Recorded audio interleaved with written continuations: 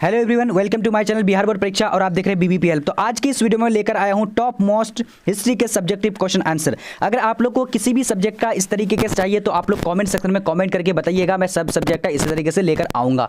बस इस वीडियो को शर्त है कि आप लोग को लाइक करना पड़ेगा, उसका शेयर करके चैनल को सब्सक्राइब कर लीजिए ताकि जो है मुझे मेरा मोटिवेशन बढ़ेगा और इसी तरह का मैं वीडियो फटाफट से लेकर आ जाऊँगा हर सब्जेक्ट का। चलिए तो हम लोग स्टार्ट करते हैं बिना टाइम वेस्ट करते हुए। वीडियो अच्छा लगे तो लाइक जरूर कर देना। अब यहाँ देखिए, सबसे पहला प्रश्न है, बिल्कुल टॉप मोस्ट क्वेश्चन में लेकर आया हूँ। देखिए पहला प्रश्न क्या बता करें कि हड़प्पा सभ्यता की जल निकास प्रणाली व्यवस्था के बारे में बताइए। तो देखिए यहाँ पर आप लोग को मैं समझा करके जो बताने वाला हूँ, पहले हम लोग पढ़ लेते हैं इसको, उसके बाद मैं समझाने वाला हूँ। देखिए हड़प्पा सभ्यता की अनूठी विशेषताओं में जल निकास प्रणाली भी थी।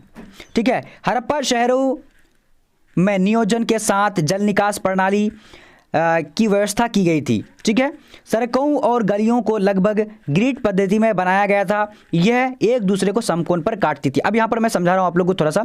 देखिए वहाँ पर जो है यानी हड़प्पा सभ्यता की जो विशेषता थी, तो यानी नली निकास जो नाली थी वो भी बहुत ज़्यादा जो है फेमस थी। बिकॉज क्योंकि वहाँ के जो है नाली जो बनी हुई थी बहुत सुंदर, और क्या करते थे चारों तरफ नाली बने हुए थे, एक जगह भी पानी नहीं रुकती थी। वो पानी अगर कभी बरसात होती थी तो वो पानी डायरेक्टली कहाँ नदी नहरों में जाकर के गिरती थी, क्योंकि वहाँ पर बहुत सुंदर जो है नालियाँ बनी हुई थी। ठीक है, तो ये एक दूसरे को समकोण भी काटती थी, ताकि मतलब समकोण मतलब क्या कि अगर इधर घर बना हुआ था तो इधर से इसे काटती थी, इसको इधर से इसको, तो समकोण बनता था। ठीक है, तो ये इसको समकोण भी काटती थी, रोड और नाली। अब यहाँ पर देखिए, अगर आप इस तरीके से लिखेंगे तो 5 नंबर आपको रोकने से मतलब लाने से कोई भी नहीं रोक सकता। अब यहाँ पर देखिए, हड़प्पाई भवनों को लेकर ऐसा पता लगा है कि यहाँ पहले नालियों के साथ गलियाँ बनाई गई, उसके बाद गलियों के अगल बगल मकान बनाए गए थे। उसके बाद क्या है, प्रत्येक घर का गंदा पानी इन नलियों के जरिए बाहर चला जाता था। ये नलियाँ बाहर जाकर बड़े नालों में मिल जाती थी, जिससे जरा मतलब सारा पानी नगर से बाहर चले जाता था डायरेक्टली नगर में, मतलब नगर से बाहर जाकर के नहर पे या फिर नदियों पे जाकर गिरती थी। तो आप लोग समझ में आ चुका होगा। अगर आप लोग को समझ में आ रही तो जरूर कमेंट करके बताइए कि सर इस तरह का मतलब जो है समझ में आ रहा है, इसी तरह का वीडियो जरूर बनाइए ताकि मुझे मोटिवेशन मिलेगा। ठीक है, बिल्कुल आप लोग इसको स्क्रीनशॉट करके इस तरीके से अगर एग्जाम में लिख देंगे तो 5 नंबर आप लोग को लाने में कोई नहीं रोक सकता। ठीक है, चलिए अब यहाँ देखेंगे काफ़ी इंपॉर्टेंट क्वेश्चन। देखिए ये क्वेश्चन आप लोग को एग्जाम में अगर पूछ दिया जाए तो 3 नंबर का पूछेगा ये क्वेश्चन। ठीक है, किस तरीके से आप लोग को लिखना है। देखिए मौर्य साम्राज्य की स्थापना कैसे हुई थी। तो मौर्य साम्राज्य की स्थापना कैसे हुई थी, सबसे पहले हम लोग देखते हैं। देखिए पहले तो क्या था, धनानंद चंद्रगुप्त मौर्य को हराकर मौर्य साम्राज्य की स्थापना की थी, क्योंकि धनानंद किसे नंद वंश के थे। ठीक है, और ये नंद वंश के थे राजा, इसको हरा करके मौर्य यानी क्या क्या था, यानी चंद्रगुप्त मौर्य मतलब ये धनानंद को हरा करके यानी साम्राज्य अपना मौर्य साम्राज्य की स्थापना की थी। देखिए धनानंद कौन थे, धनानंद जो थे एक बहुत जो है मतलब एक तरह का क्रूर राजा थे, यानी चंद्रगुप्त भी उसके साथ ही रहते थे। लेकिन क्या क्या चंद्रगुप्त के जो मतलब चाणक्य गुरु थे, ठीक है, तो उनका मतलब गुरु को क्या किया, यानी धनानंद बहुत ज़्यादा अपमान कर दिया। ठीक है, कि आप ऐसे हैं, वैसे करते हैं, ऐसे करते वैसे करते, मतलब बहुत सारा चीज़ मतलब बोल दिया, जिसके वजह से बदला लेने के लिए चंद्रगुप्त मौर्य क्या किया कि धनानंद से जो है लड़ाई मोल लिया और उसको हराया भी, क्योंकि चंद्रगुप्त उसके साथ था और चंद्रगुप्त बहुत ज़्यादा जो है माइंडेड था। ठीक है, चलिए यहाँ पर आप देखिए दूसरा पॉइंट क्या, इस तरीके से पॉइंट वाइज देखेंगे तो बहुत ज़्यादा इंपॉर्टेंट आपको नंबर दे देगा। ठीक है, देखिए पहला तो हम लोग देख लिए कि मौर्य साम्राज्य की स्थापना कैसे हुई थी, मौर्य साम्राज्य को हरा करके, यानी नंद वंश को हरा करके। ठीक है, अब यहाँ देखिए कह रहा है कि चंद्रगुप्त मौर्य के गुरु चाणक्य ने चंद्रगुप्त मौर्य की सहायता की थी। चाणक्य को विष्णुगुप्त तथा कौटिल्य भी कहा जाता था। ठीक है, तो चाणक्य को क्या क्या कहा जाता था, यानी विष्णुगुप्त, आप लोग को ऑप्शन यानी ऑब्जेक्टिव में आएगा कि विष्णुगुप्त किसका जो है नाम है, तो आप लोग को यहाँ पर चाणक्य का नाम है। ठीक है, और इसका कौटिल्य भी कहा जाता है, कौटिल्य। ठीक है जी, बिल्कुल। अब यहाँ पर तीसरा पॉइंट क्या है, उन्होंने अर्थशास्त्र नामक जो है पुस्तक लिखी थी। कौन, चंद्रगुप्त मौर्य, सॉरी चाणक्य। ठीक है, चलिए अब यहाँ चौथा पॉइंट है, इसका शासन पश्चिमोत्तर अफगानिस्तान और बलूचिस्तान तक फैला था। किसका, मौर्य साम्राज्य का। ठीक है, तो ये आप लोग को इस तरीके से लिख देना है, तो आप लोग को यहाँ पर 3 नंबर 100% मिल जाएगा, स्क्रीनशॉट कर सकते हैं आप लोग। चलिए अब देखेंगे अगला प्रश्न। तो यहाँ पर हमारा शुरुआत हुई, यानी अशोक ने धम्म की शुरुआत क्यों की थी, उसके बाद इसकी विशेषता क्या थी, ये क्वेश्चन है। यहाँ थोड़ा सा मिस्टेक हो चुका है टाइपिंग में, बट कोई बात नहीं। देखिए अशोक के अनुसार धम्म के माध्यम से लोगों का जीवन इस संसार में तथा इसके बाद संसार में अच्छा रहेगा, इसीलिए उन्होंने क्या किया कि धम्म की शुरुआत की थी। ठीक है, धम्म की शुरुआत क्यों की थी? क्योंकि उन्होंने सोचा कि अभी अगर मैं धम्म की शुरुआत कर रहा हूं तो आगे जो वंशज आने वाले हैं, फ्यूचर आने वाले हैं, तो उनका भी क्या होगा कि संसार में बहुत ज़्यादा अच्छा रहेगा। ठीक है, इसलिए वो धम्म की शुरुआत की थी। अब यहाँ पर देखते धम्म की क्या मतलब, इसकी विशेषता क्या थी। अब देखिए, पहला पॉइंट है बड़ों का सम्मान करना, सत्य बोलना। उसका दूसरा क्या है, अपनों से छोटों के साथ उचित व्यवहार करना।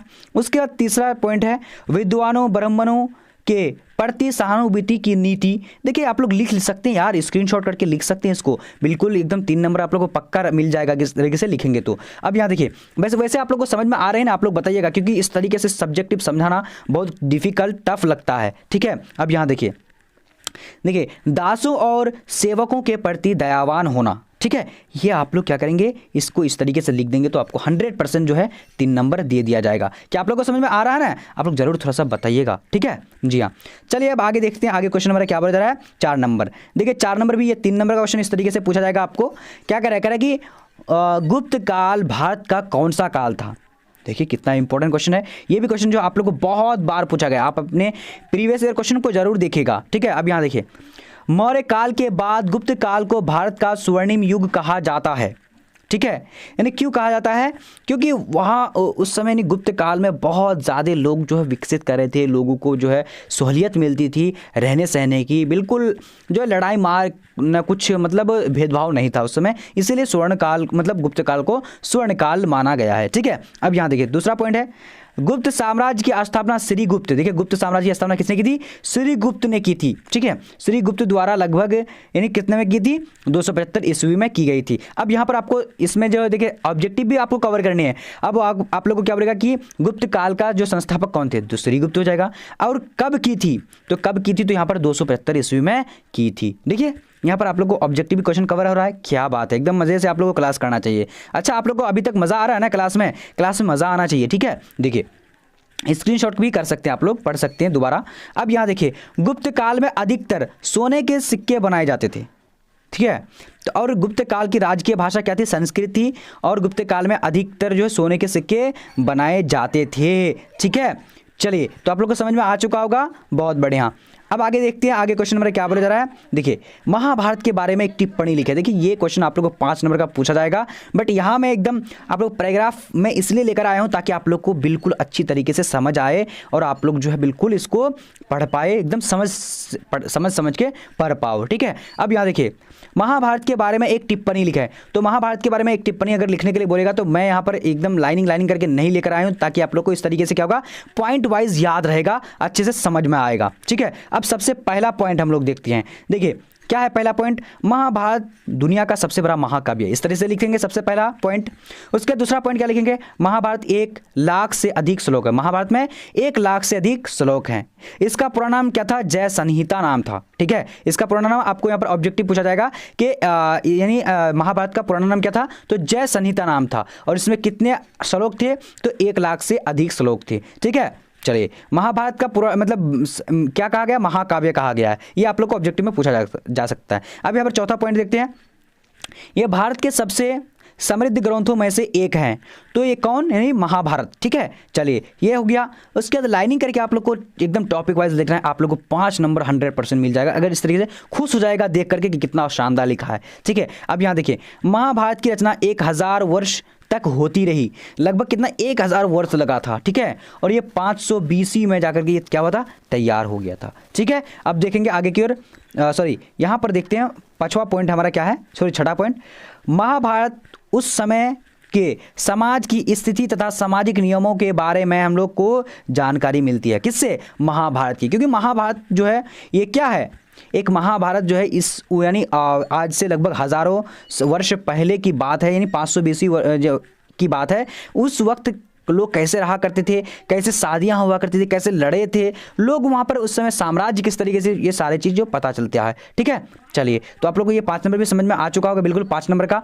अब यहाँ देखिए शानदार क्वेश्चन आ चुका है स्क्रीन पे, और बिल्कुल आप लोग को बढ़िया तरीके से सारा स्क्रीनशॉट कर सकते हैं, यानी फिर समझ सकते हैं बिल्कुल पढ़ करके। देखिए, बौद्ध धर्म के बारे में विवेचना करें। अगर आप लोग को 5 नंबर का इस तरीके से पूछा जाता है, फिर 3 नंबर का भी पूछा जा सकता है। तो देखिए, मैं यहाँ पर पैराग्राफ मैं इसलिए लेकर आया हूँ ताकि आप लोग को समझ में आए, याद रहे। ओके, क्योंकि याद रहना, समझ जाना, ये सबसे बड़ी बात है। ठीक है, देखिए, बौद्ध धर्म का संस्थापक जो था उसका नाम, यानी बचपन का नाम क्या था, यानी सिद्धार्थ नाम था। ठीक है, बौद्ध का बचपन का नाम सिद्धार्थ था, ये लिख देंगे कि बौद्ध का बचपन का नाम सिद्धार्थ। उसके पिता यानी शाक्य कुल के राजा शुद्धोधन था। ठीक है, उसके बाद उसके माता का नाम क्या था, यानी महादेवी, इसको यानी प्रजापति गौतमी भी कहा गया है उसके माता को। ठीक है, तो इस तरीके से लिखेंगे, एकदम लाइनिंग करके आप लोग को लिखना है, यहाँ मैं समझने के लिए आप लोग को बताया हूँ। उसके बाद गौतम बुद्ध का जन्म कितना में हुआ था, तो यहाँ पर लिख देंगे 563 BC में हुआ था। ठीक है, और ये गाँव का नाम कपिल वस्तु यानी लुम्बिनी नामक नेपाल में हुआ था। नेपाल में, कहा, नेपाल में हुआ था। उसके बाद इसने गृह त्याग किया था, कब, यानी कितने वर्ष की आयु में, 29 वर्ष की आयु में। उसके बाद इसका मृत्यु कब हुई थी, यानी 483 BC में। ठीक है, एशिया गांव में ज्ञान नदी, पीपल नदी, यानी क्या होता है, यानी ज्ञान की प्राप्ति इसको यहाँ पर हुई थी। ठीक है, उसके बाद उन्होंने निर्वाण कहाँ से हासिल किया था, ज्ञान की प्राप्ति जो किया था, बिल्कुल निर्वाण जो बिल्कुल वो पूरी तरीके से जब हो गया था तो इसको निर्वाण कहा गया। ठीक है, चलिए उसके फिर यहाँ पर देख, इस तरह मतलब लाइनिंग करके आप लोग को लिखते जाना है। अब यहाँ देखिए, प्रथम उपदेश वो कहाँ पर दिया था, ये भी आप लोग को लिख देना है कि उन्होंने प्रथम उपदेश जो दिया था सबसे पहले सारनाथ में दिया था, और उसको क्या क्या यानी किस इसमें किया गया था, किस उसको नाम जो क्या दिया गया था, धर्म चक्र परिवर्तन कहा गया था। ठीक है, चलिए उसके बाद फिर लिखेंगे कि भगवान बुद्ध का जन्म कपिल वस्तु नामक लुम्बिनी यानी नेपाल में हुआ था। उसका बचपन का नाम सिद्धार्थ था। बिल्कुल इस तरीके से आप लोग को लिख देना है, तो आपको 5 से 3 नंबर तक, अगर 3 नंबर का पूछेगा तो 3 नंबर देगा, 5 नंबर का तो 5 नंबर दे दिया जाएगा। ठीक है, बिल्कुल समझने के लिए आप लोग को मैं जो है लेकर आया हूँ ये सारे प्रश्न। देखिए, स्क्रीनशॉट कर सकते हैं आप लोग। ठीक है, चलिए अब देखेंगे अगला प्रश्न। चलिए, बहुत शानदार क्वेश्चन स्क्रीन पे आ चुकी है। देखिए, काफ़ी इंपॉर्टेंट है ये, आप लोग को 2 नंबर में पूछा जा सकता है। क्या कहेगा कि बौद्ध धर्म की ग्रंथों के नाम बताएं। काफ़ी वीवीआई है, अगर आप नहीं देखे हैं ना प्रीवियस ईयर क्वेश्चन में देख लीजिएगा, ये सारे प्रश्न पूछा गया बार बार। ठीक है, अब देखिए, बौद्ध धर्म की ग्रंथ के नाम बताए, तो यहाँ पर सबसे पहला जो है क्या है, त्रिपिटक। ठीक है, क्या नाम है, त्रिपिटक। उसके बाद क्या, दूसरा विनय पिटक, बौद्ध संघ के नियम के बारे में दिया हुआ है, बौद्ध संघ का क्या नियम है। उसके बाद सुत्त पिटक में क्या दिया गया था, बौद्ध धर्म का उपदेश दिया गया है।